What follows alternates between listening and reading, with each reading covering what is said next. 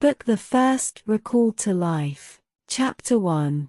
The period. It was the best of times, it was the worst of times, it was the age of wisdom, it was the age of foolishness, it was the epoch of belief, it was the epoch of incredulity, it was the season of light, it was the season of darkness, it was the spring of hope, it was the winter of despair. We had everything before us, we had nothing before us, we were all going direct to heaven, we were all going direct the other way. In short, the period was so far like the present period, that some of its noisiest authorities insisted on its being received, for good or for evil, in the superlative degree of comparison only. There were a king with a large jaw and a queen with a plain face.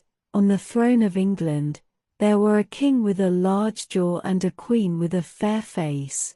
On the throne of France. In both countries it was clearer than crystal to the lords of the state preserves of loaves and fishes, that things in general were settled forever. It was the year of our Lord 1775. Spiritual revelations were conceded to England at that favoured period, as at this. Mrs. Southcott had recently attained her 25th blessed birthday, of whom a prophetic private in the Life Guards had heralded the sublime appearance by announcing that arrangements were made for the swallowing up of London and Westminster. Even the Cock Lane ghost had been laid only a round dozen of years, after rapping out its messages, as the spirits of this very year last past, supernaturally deficient in originality, rapped out theirs. Mere messages in the earthly order of events had lately come to the English crown and people,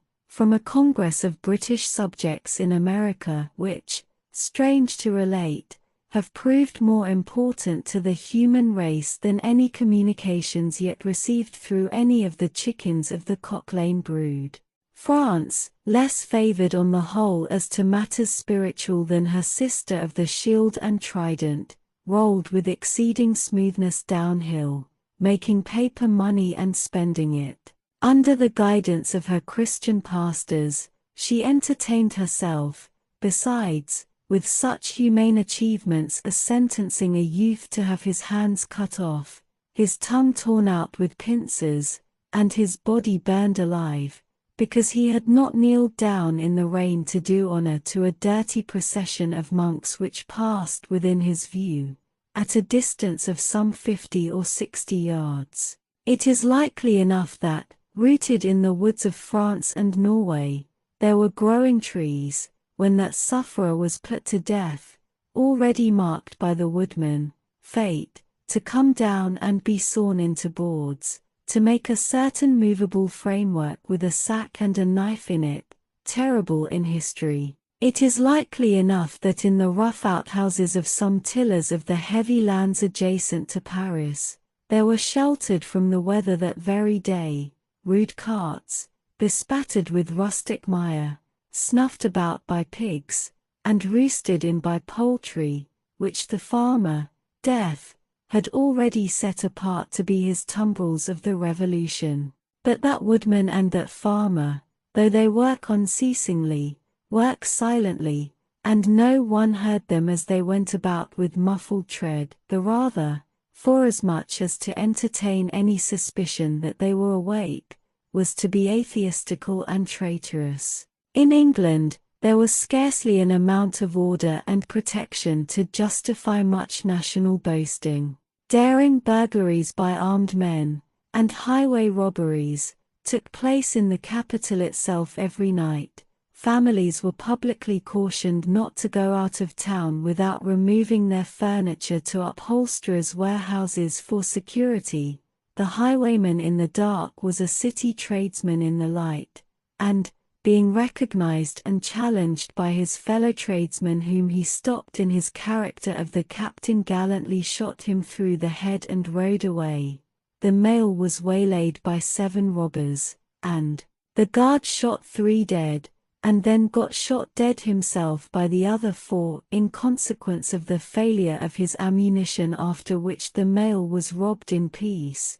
that magnificent potentate, the Lord Mayor of London, was made to stand and deliver on Turnham Green, by one highwayman, who despoiled the illustrious creature in sight of all his retinue. Prisoners in London gaols fought battles with their turnkeys, and the majesty of the law fired blunderbusses in among them, loaded with rounds of shot and ball. Thieves snipped off diamond crosses from the necks of noble lords at court drawing-rooms. Musketeers went into St. Giles's to search for contraband goods, and the mob fired on the musketeers, and the musketeers fired on the mob, and nobody thought any of these occurrences much out of the common way. In the midst of them, the hangman, ever busy and ever worse than useless, was in constant requisition, now, stringing up long rows of miscellaneous criminals, now, hanging a housebreaker on Saturday who had been taken on Tuesday, now, burning people in the hand at Newgate by the dozen, and now burning pamphlets at the door of Westminster Hall, today, taking the life of an atrocious murderer, and tomorrow of a wretched pilferer who had robbed a farmer's boy of sixpence. All these things, and 1,000 like them, came to pass in and close upon the dear old year 1775. Environed by them, while the woodman and the farmer worked unheeded, those two of the large jaws, and those other two of the plain and the fair faces, trod with stir enough, and carried their divine rights with a high hand. Thus did the year 1775 conduct their greatnesses, and myriads of small creatures, the creatures of this chronicle among the rest, along the roads that lay before them.